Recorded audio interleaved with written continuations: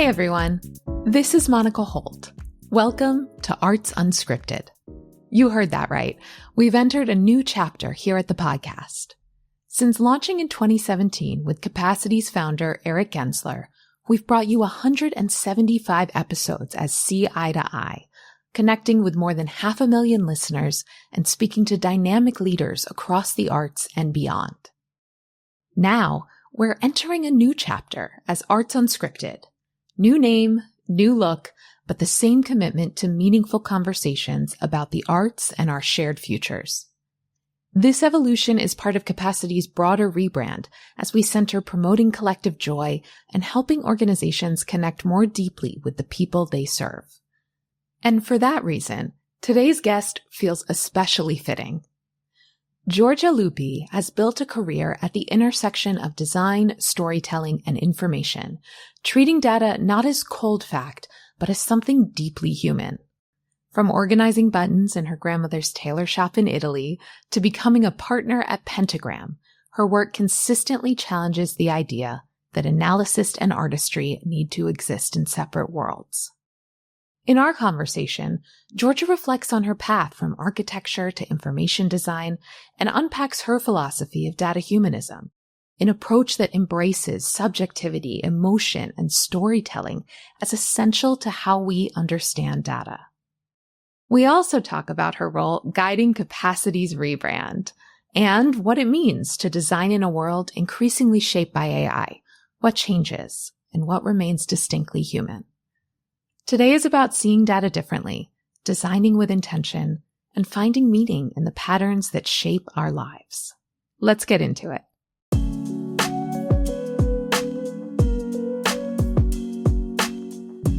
Giorgia Lupi, welcome to Arts Unscripted. Thank you so much for being here today. I am so excited to chat with you. Thanks so much, Monica. I'm really thrilled to be here.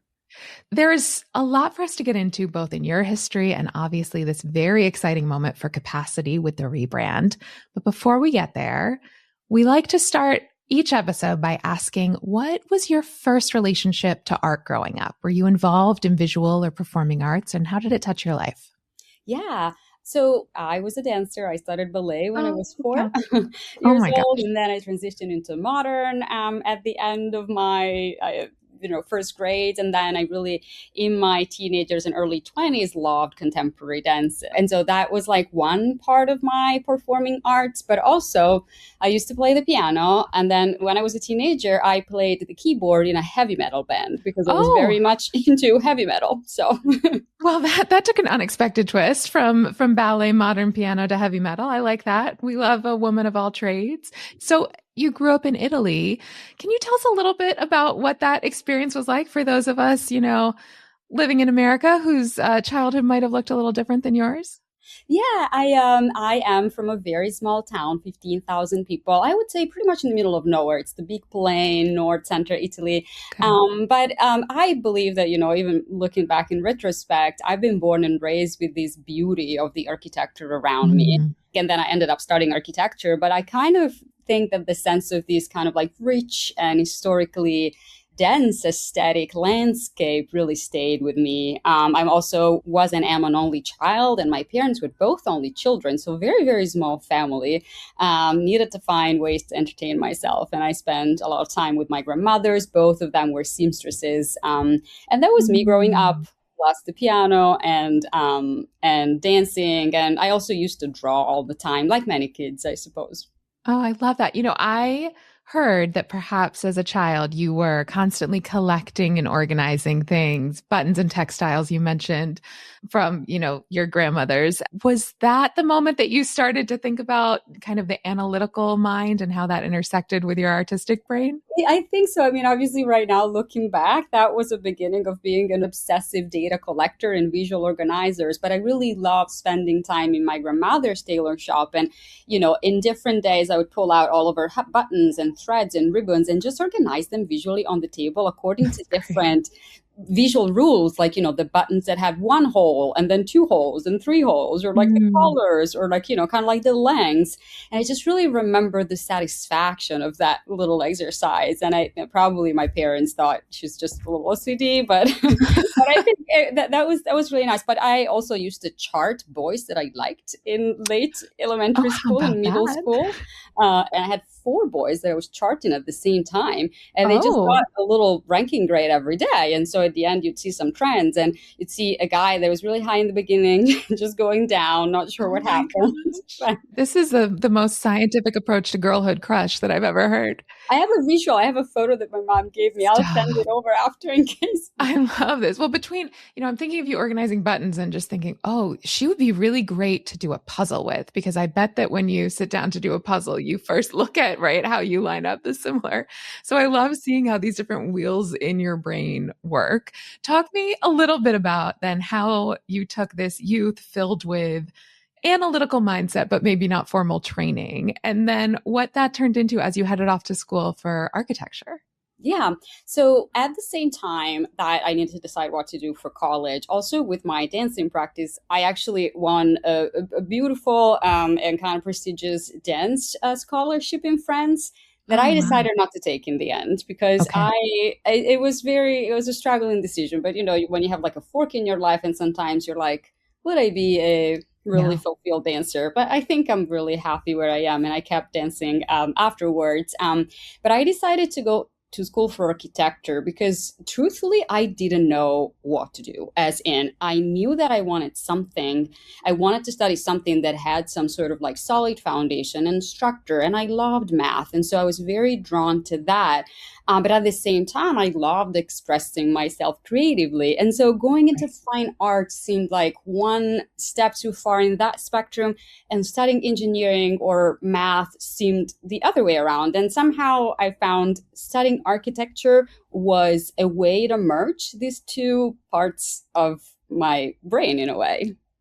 Yes. And I haven't ever heard architecture described in quite that way, but it really, that's kind of an unlock for me and how you think about that marriage of these two sides of a spectrum. But it's also funny you say this because your curiosity shifted towards data visualization, which of course is another marriage of these two types of ways of thinking. When did you realize that your curiosities and your interests were shifting away from architecture directly? I mean, I think pretty early on, because within my architectural studies, obviously you could choose some electives, and I was always very drawn to urban mapping. And so the art of kind of like mapping Mm, and planning the city in a way, and okay. representing things that were happening in the city in a graphic way that could abstract all these fluxes and complexity into Yeah. something digestible. And then looking into similar things that existed in the world, I did discover data visualization, which to me is the same thing, just not limited to geography.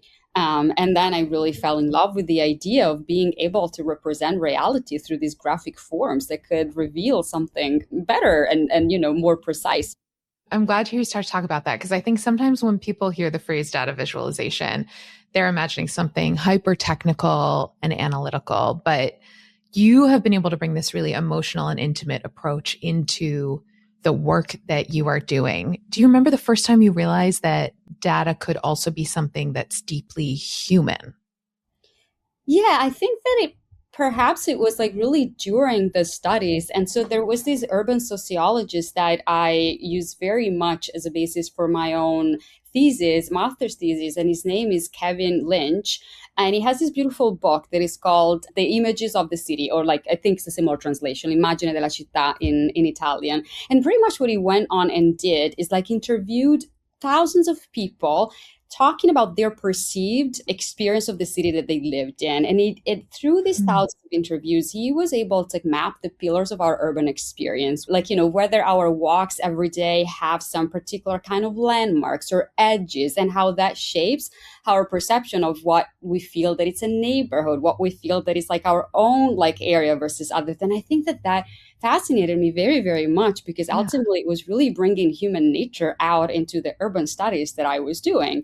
And I think, I've always been so fascinated by human nature. Like, I think if I didn't study architecture or didn't become a dancer, maybe I would have studied psychology or Uh-huh. like human nature in a way.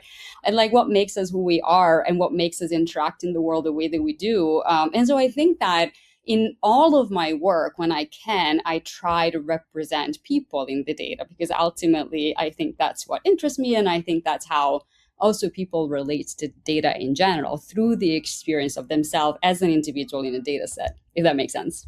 That's really beautifully put. And it also makes sense to me because, you've said that data is your favorite material to work with. And when you talk about it, the way that a designer might also talk about typography or photography. I'm curious what it means to you to treat data like a material rather than just info or facts or outputs. Yeah, let me try to unpack that. So I don't want to get too philosophical here, but if we think about what is data, data to me is an abstraction of the world that we human beings created because we couldn't store reality on a hard drive. And so we needed to be able to select things to observe and to have this lens and filter in a way where we could analyze reality one subject at a time. Like, for example, we focus on credit card transactions, we focus on documenting something specific. And so that's like a filter.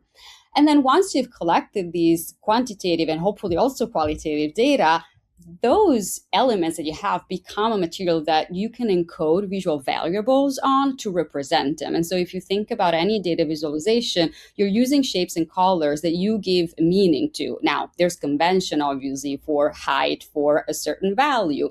But I think thinking about data as this narrative element that gives you a privileged point of view on reality, and then an element that you can use to encode any kind of like visual variable with, to me it's a way more interesting and kind of like open-ended way of thinking about it than just there's this analytical way of representing numbers, right?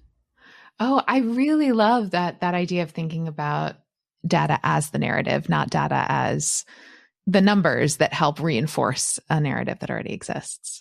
It's interesting how you said it, because I've recently published a book that is called Speak Data. That is a book of interviews where I didn't only want to talk about my own view of the world of data, but together with my co-author, we interviewed experts in very different fields, not data expert, but kind of like writers, scientists, doctors. And while having them talk about their own experience in the real world with data, we also asked all of them about what is their definition of data. And I found the one from Naresh Ramchandani, who's a writer that was a partner at Pentagram before, very interesting because, and I hope I'm going to do a good job quoting the actual definition, but data is irrefutable points of drama in a plot of a story. And so there Oh, is I this, love that. right? Like there are these like moments and facts that are data, but ultimately there is a story that follows. And so those can be kind of like anchoring points for a bigger story. And I kind of really liked his way of thinking about it. Yes. And it's funny when I think about the book that you mentioned, Speak Data, you write a bit in there about how the US Census is a reminder that data is never totally neutral. And as we're reframing how we think about data, that too was a similar kind of change of opinion. Yeah, and in that specific example was to explain a project that we did with the Museum of the City of New York that was around the release of the 20th census. We kind of proposed an interactive visualization where instead of focusing on the census questions that are very quantitative and limited, ask people to reflect and create their own data portraits about what make them them. What are they thinking that the next generation will need for a better future, how they feel in relationship to their country and their age versus where are you from and what age bracket you are. And so questions that started from the census itself but made them really more human. And obviously, again, that was an artistic speculation to make people reflect and create these visual that collectively kind of like piled up over the course of the months. What we wanted to get with that in general, it's also that it's true that everybody thinks, or most people think about data as this objective truth, but data is highly subjective because ultimately it's human made. And even if it comes from a sensor or a device, a human being decided what to record and what to leave out. And so I think in a way, really thinking about data always as subject to some choices, it's an important reminder. I don't think that undermines the power of data to be able to provide really important information, but it really reminds us something about its own nature, which I think it's just important to have as a general practice. Yes. And what you just said, the subjectivity of data, that is, I think, come into even clearer light with all of the latest kind of movement in AI and what that's teaching us about the data that we are feeding to tools that then we're using the outputs of. And hopefully that is also helping with our recognition of that subjectivity. With that in mind, what do you think it means to be fluent in data today? Mm-hmm. I think it means, pretty much being able or like being willing to ask yourself the questions about the things that you and I are talking about. Where do the data come from? Asking yourself when you see a chart, what are some of the things that might not have been represented here? And this is not to criticize or judge the chart itself, but just to have a critical eye on what's the point of view. Because imagine that, we read an article on the New York Times, on a respectful outlet, and we know that these article has been written by somebody. And so we take into account that as much as they want to be objective, there's some sort of angle to that. But we see a chart and we think that that's the truth. That's reality. It's numbers. And I think we should just consider it the same as the article itself. So just really encouraging to ask these critical questions and to be aware of when, for example, context might be needed to understand the particular number. And again, to also remember that these data have been collected by somebody that simply had an angle on reality that they wanted to share.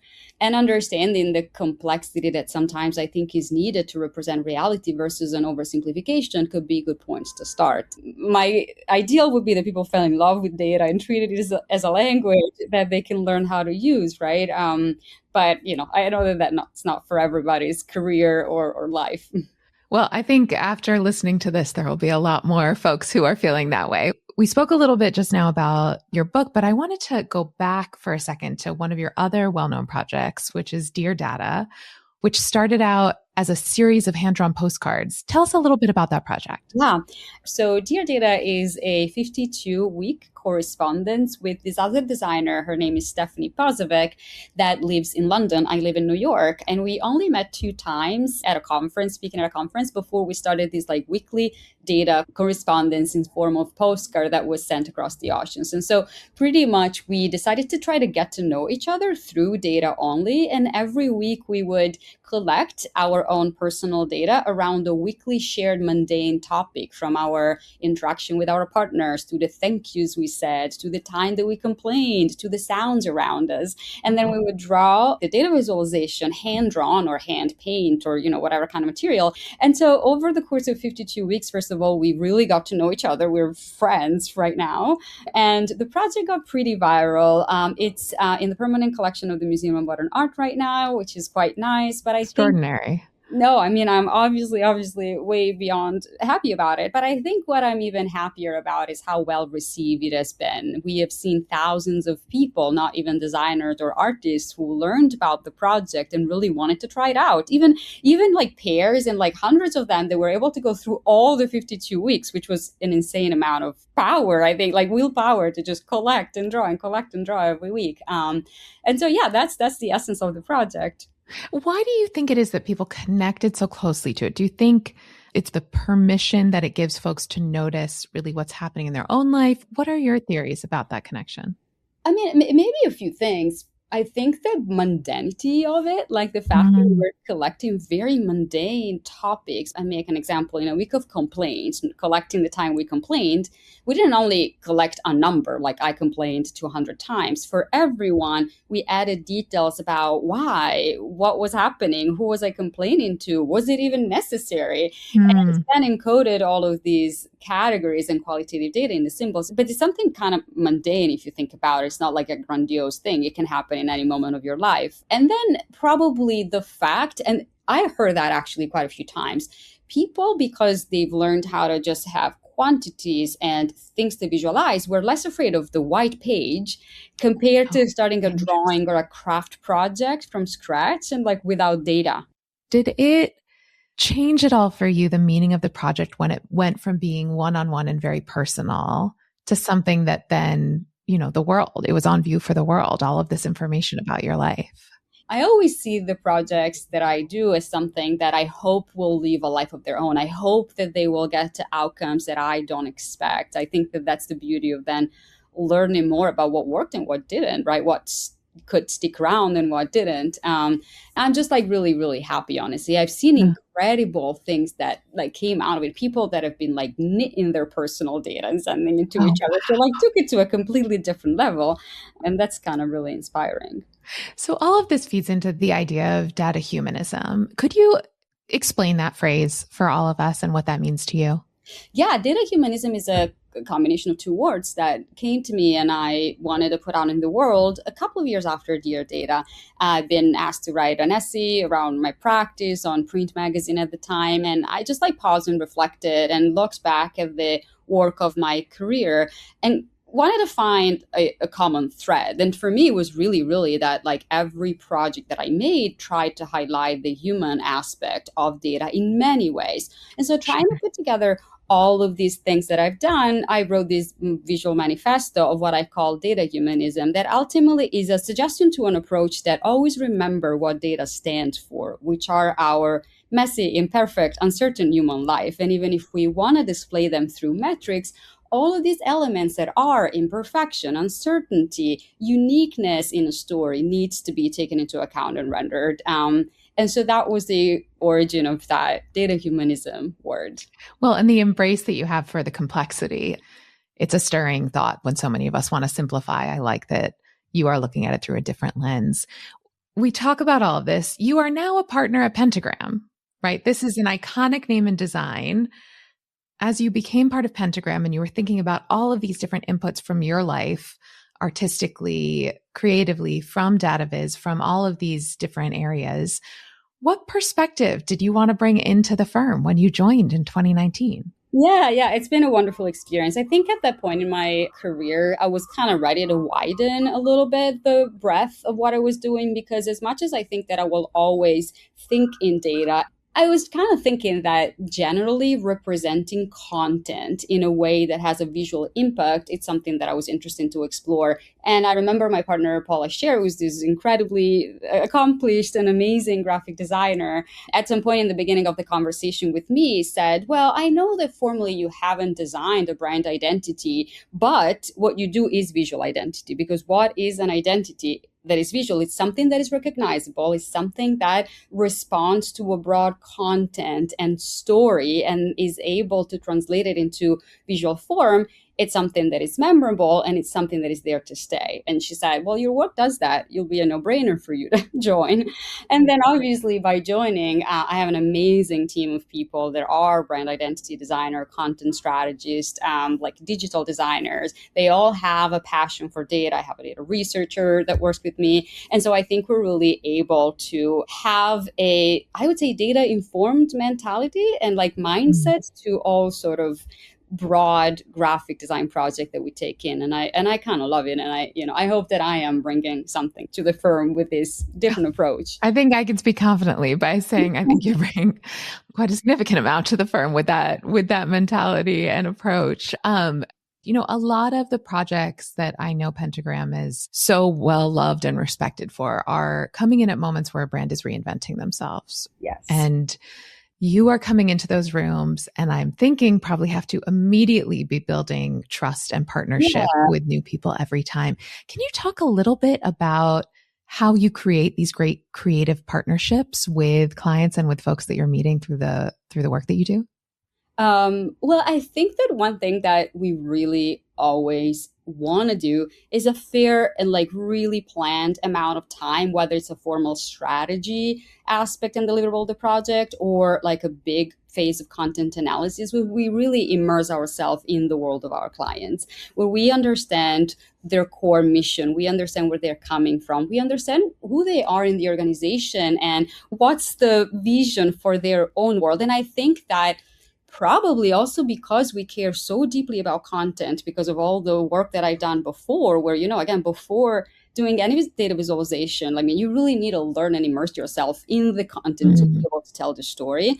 I think to me this is where the great partnership begins, which is really making sure that before we even get to explore any design in a way, absolutely have a design brief that is 100% informed by a deep understanding of the client itself. And I know that sometimes it's hard to fit it in a short timeline, but I really don't think that this is a phase that can be skipped. And I think in general, great partnership also come from great clients that have an open mind, that they are willing to be challenged in a way, that they're willing to really trust us. And I think that's how we start everything. That makes sense. Are there any common themes that you see in terms of what organizations uncover about themselves through these processes? Well, especially if we're talking about a rebrand, it's really a moment in time where a client needs to take stock of what still works, of what they used to communicate to the world in the past, however, 10, 20 years, and also discover what is that they're still attached to and what is they're ready to let go. And I think this is a process that is really interesting to try to facilitate and not to force in a way, and really to try to be good listeners. And I think that sometimes, or at least I've heard from younger designer, that a rebrand needs to change everything because otherwise you as a designer don't bring your own value. And I really don't believe that. I think you really need to be trusted partners to hold hands to the client that is in a moment where there's a big change, whether it's from the top, whether it's from changes in the organization or in how they want to position themselves in the world. And it could be a scary and challenging moment. And so I think that maybe a common theme is really that moment of reflection where, as an entry point, a lot of clients come and they're seem to be super, super open to change everything. And then the more that you guide them through the process, the more simply they recognize that they're still attached to part of the previous way of describing or visual themselves, and that they're not letting it let go. And I think that then our job, informed by the strategy and informed by what we think is the right move for where they want to go, again, we try to guide them. I see our work obviously in creating a visual world and a verbal world for them to use, but also really to try to translate what they already know and do very well into, again, the world of identity expression. Well, we are obviously also excited about the conversation because by the time this episode is airing, Capacity, we will have just launched a rebrand with Pentagram support. As you are reflecting back on that process on this launch day, what made Capacity feel like the right partner for you and your team? And what drew you into the conversation? Yeah. I mean, it was an amazing, amazing collaboration. And even within the team and with our partners, we have kept saying how great of a project, of a client, of a real day-by-day kind of collaboration it was. And I think, well, in general, from the beginning, there's very many similarities between the organizations themselves. We are a service-based company, and so we have clients and we consult ourselves too. We feel really we understand their challenges in a way. We also have different scale clients like the Capacity team, and so bigger clients, it might be more institutional, and also smaller and scrappier clients that we love as well. And we, kind of work with them in a different way. And so that is also felt like a challenge that we knew. I also feel that generally all of our team loves the arts and culture. We are really lover of the arts as a team, and maybe, there's a self-selecting kind of vibe. And so that was perfect. But honestly, it was also vibe from the first conversations that we had, even before we were confirmed as the firm that you guys chose for the project. It really just felt that there was a really, really nice feeling in the room. We genuinely liked the people, and we thought that this could be a great partnership. And in fact, it really was. Yes. And I'm curious, as you first are trying to answer some of those questions about an organization's identity, obviously you were talking to the whole Capacity team, but you were also interviewing clients. What are the kind of important factors to bring into the room at the beginning of these conversations? Well, I think our job in the beginning, and again, we had months of strategies and finding and positioning and brand architecture and brand values before we even move into design. I think what we really wanted to do, that we do every time, is ultimately understand the core of what makes a client unique. Really, what is the real voice that needs to speak through the elements of the brand, right? And so we interviewed, obviously, a lot of members of the Capacity team, but also some of their clients. And I think this is important important to confirm in a way, or like kind of like to have nuances from what we've heard from the internal, but really thinking about, the people that work with you on a daily basis, the people that trust you as a client, like learning what is that makes the collaboration special. Because in a brand expression, in a brand identity, I don't think that only the core mission and values that are from the inside to the outside need to come out, but really the ethos and the nature of the people that make the company itself. And so really talking to people gave it the real nuance that then we were able to use as leverage for the visual brand. Yeah, that completely makes sense to me. And, as I think about my time when I was a client of Capacities, I really think about the deep trust, the joy, and the data first approach that Capacity took throughout our time together. How did you think about translating that feeling into a brand expression? It was so amazing to bring this up to life. And I think today we can reveal the tagline for the brand, right? And it is promoting collective joy. Which I believe it's like a lot of the essence of what we've been trying to translate in a way. And it's interesting because the tagline didn't start as a tagline that was external facing. It was part of the brand essence in a way. And I think it's interesting because it talks about the promotion aspect, but not promotion of a particular service, really the idea and the passion for it, really the world that we want through this kind of promotion of collective joy. That was one guiding pillar. But also throughout interviews, we also kept hearing that we are a lighthouse for our clients. And so that aspect of really being able to shine a light on what matters. And obviously, there's a beautiful visual metaphor here with the world of stages, of audiences, and with the New York of the bright lights in a way that feels such an iconic pillar and essence of the brand itself. So these were, I think, the main core visual inspiration for the brand itself. And obviously we should mention that through the strategy project, we ended up with a renaming, which is dropping the word interactive and remaining with the actual capacity. We're just capacity now. Just capacity. And I think this was also an aspect of really reflecting how Capacity has been through the years able to evolve through digital and technological transformation and really maintain the ethos of the passion for the art world, for their client, for the joy that it brings through being savvy consultant in a digitally changing world. And so the word interactive felt great for when Capacity started. It was years ago when the digital world lived through the word interactive. And right now, it was really a moment to be ready to embrace capacity. That obviously has an interesting metaphor about an audience that is filming, but also the skill set and the rigor and the trust help a client move forward. And so, long story short, if we have to describe the visual brand, there is a primary logo that is inspired by classic Art Deco typography. Again, this like bright city of bright lights in a way, the sparkly theater area in New York, but then is actually like chiseled and edited for digital expressions. And then in the identity, we will see this radial pattern that is flexible and dynamic that is interspersed throughout, the elements of the brand. And again, speaks to the stage and the light that like gets turned in and turned off, and an audience that gets full in a way. And there's this feeling of like tension and release, like if you are at a performance with some suspense, then the feeling that you have. And through the layout also to anchor some of the elements, and you'll tell me if I'm getting too nerdy about all of No, this is fantastic. We've been very inspired by the most subtle visual moves of the tickets in a way, the tickets that you used to have and now you have on your phone. The colors are playful and joyful and pay an homage to the light that shines in a way. And so hopefully really, we're so excited about this brand, and the Capacity team, you guys are too. And we're really, really happy for it to see the real light today. Yes, I think it was so beautifully done. When Christopher first told me about promoting collective joy, I about started crying. I thought that was so beautifully put and completely embraces all that I have felt in my journey with Capacity. And I think you found a way to really bring the warmth and humanity and trust that we all associate with our colleagues and who we work with into something that also speaks to the aspiration and the ambition for the field and for all of us together.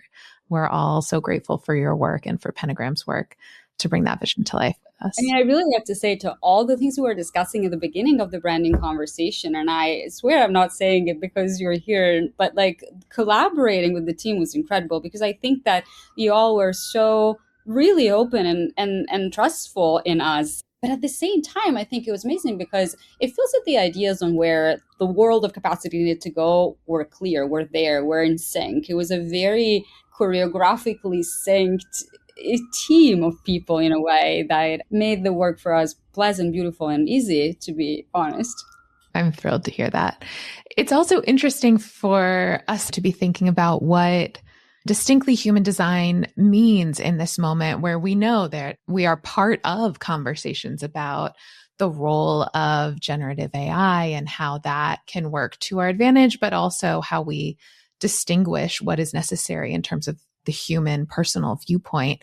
How do you think about that alongside the future of design and as you're thinking through projects like this ones or others that you have in the pipeline? That's a really good question. And I think especially when I talk to students in a way, I have like a very, very strong point of view on the fact that AI can be used for many things that can be useful to optimize and maybe shorten some execution time, but absolutely not to generate ideas. I mean, we as a team use AI, and even for the capacity project, at the end of the project, we actually wanted to give the team the tools to be able to implement all of these interesting motion assets and even the data visualization guidelines that we've made them on a daily basis in an efficient way. And so we used some coding of AI to create for them these generators that will ultimately help them implement these on a daily basis. And I think this is good. Personally, I think this is good use of AI. You've already crafted the system. You've already just really worked with the people to understand where they need to go, something that I think only a human can help you translate. And I believe that this will always be the thing that only a human will be able to do successfully. And so I kind of think that in general, I am a little worried about the flattening of the quality, the flattening of a spectrum of storytelling and narrative in general with generative AI. You know, I have a team that I hire because of a reason, because of all of their personal way of parsing the world through their own eyes, through their own brains, through their own references, and then being able to be a generator of ideas with me because of their very specific way of looking at the world versus like a broad poll to Exactly. that actually will always, I think, end up feeling pretty generic, even if you are very good at prompting. But I mean, I think that I also don't want to be that person that says, oh, I wish we could get back to the world before AI. Maybe personally I could say that, but I think, you know, we can't escape it. And I think it's really just about maintaining the critical thinking on when it's good to use it or not. Right. And you don't want it to interfere with what is authentically who you are. Giorgia, we have come to the end of our time together, which means it's time for a little quickfire culture questionnaire. So to start, what is one piece of culture right now? And that can be a TV show, a book, a performance, Instagram reel that you are currently obsessed with. If I have to be really honest about my current obsession, it's Please. about something that might not be considered very popular culture, but it's my Ashtanga yoga practice. It's a very specific type of yoga that I do every morning where you pretty much repeat the same sequence over and over. And it's the most traditional form of yoga. And there's so much that goes into your own nervous system, spirituality, physicality, and life into this practice that right now my Instagram feed is pretty skewed through That's great. and readings about it. But I think it's like, again, maybe comes back to that in this world that is completely digital. I kind of come back to like real physical practice and craft. But that's what I'm obsessed about right now. It's a great obsession. If you could go back in time, what is a performance that you would have wanted to attend? I actually was thinking about it because I knew we were going to ask this question. And I think that to me is Italo Calvino reading Invisible Cities. That was the early 80s, probably 1983 at Columbia. And at that point, he was already writing what would become the Six Memoirs for the Next Millennium, which is another really beautiful book, thinking what literature is and what it is for, what does it mean. That is kind of the room where I would want to be. That is an excellent response. What is one free resource in any field that everyone should check out?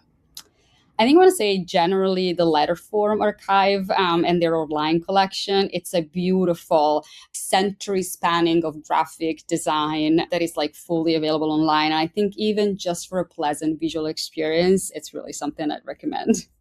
Wonderful suggestion. Our final question today is, if you could broadcast one message to executive directors, leaders, staff, and boards of thousands of arts organizations today, what would that message be? I think it's more a message of appreciation and support than a message of change, because I think that arts organizations right now are really what are keeping us human. And I think I would say to keep making work that is in alignment with their core mission and values and not driven by any cultural trend. Keep being weird and surprising and challenging, and keep bringing us collective joy. Giorgia, what an absolute delight. Thank you for the time, and thank you for your beautiful work with Capacity on this branding and overall representation to the world. We're very excited. Thank you, Monica. This was a wonderful conversation. Thank you.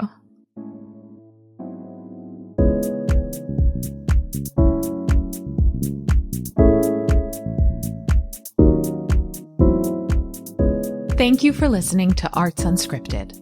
If you enjoyed today's conversation, please take a moment to rate us or leave a review. A nice comment goes a long way in helping other people discover the show. And if you haven't already, click the subscribe button wherever you get your podcasts. We've got some great episodes coming your way, and I don't want you to miss them. A huge thanks to our team behind the scenes, including Karen McConerty, Yaye Stem, Stephanie Medina, Jess Barabee, and Rachel Purcell Fountain. Our music is by Who Is Uzo. Don't forget to follow Capacity on Facebook, Instagram, LinkedIn, TikTok, and YouTube for regular content to help you market smarter. You can also sign up for Capacity's newsletter at capacityinteractive.com. And I hope you'll reach out to us and let us know what you think and who you'd like to hear from next on Arts Unscripted. I'm Monica Holt. Thanks for listening.